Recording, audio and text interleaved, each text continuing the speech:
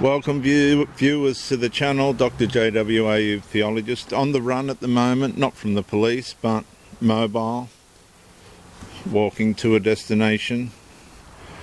This series I think is very important for people that want to be on the cutting edge of the 2013 law being exposed as an intrusion rather than a inclusion principle.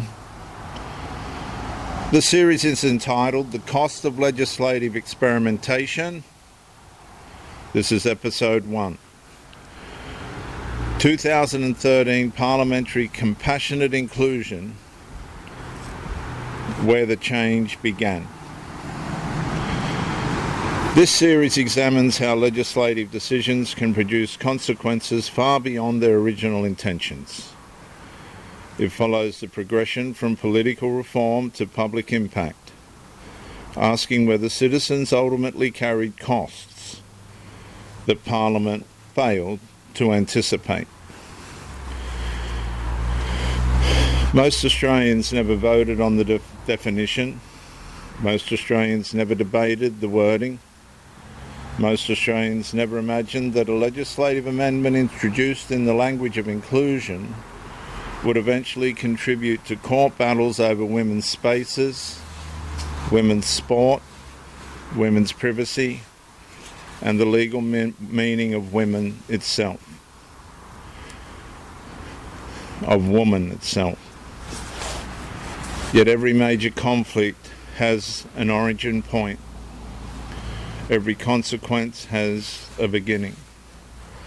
Every structural failure begins with a decision that initially appears reasonable.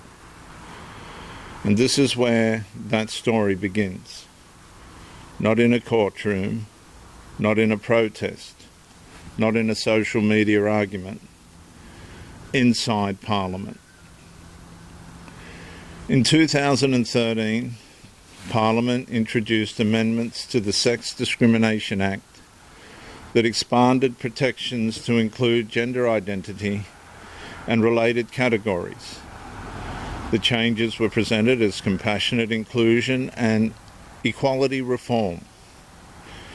Few people asked the deeper question: what happens when a new protected category is inserted into an existing legal framework built upon biological sex?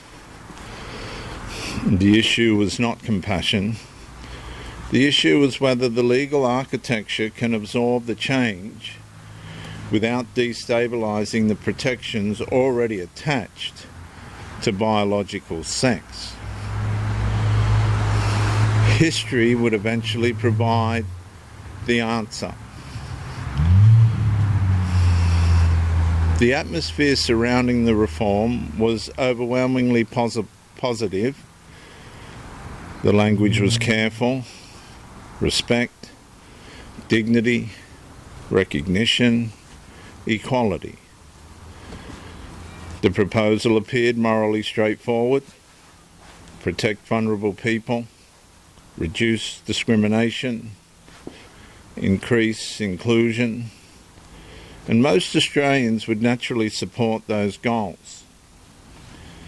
Very few people were asking what might happen years later when different rights began colliding inside the same legal structure.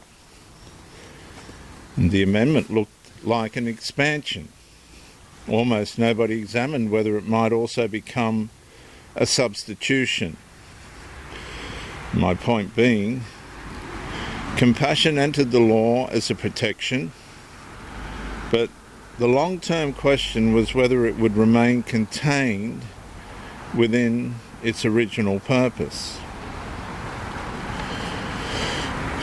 At the centre of the reform sat a largely invisible assumption: that biological sex and gender identity could operate harmoniously inside the same legal framework without generating significant conflict. For a period of time, that assumption appeared correct. Public attention moved elsewhere. The amendment settled quietly into institutional life and public life. Government departments adapted, policies evolved, guidelines expanded, training programs emerged, administrative language slowly changed, the legal alteration was complete, the consequences had not yet arrived. But legislation often behaves like architecture. The stress points are not visible when the building is new. They appear when pressure begins accumulating. My point being, the conflict did not begin when people disagreed. The conflict began when competing categories were placed inside the same structure. Years passed, the language became normalised, the assumptions became embedded.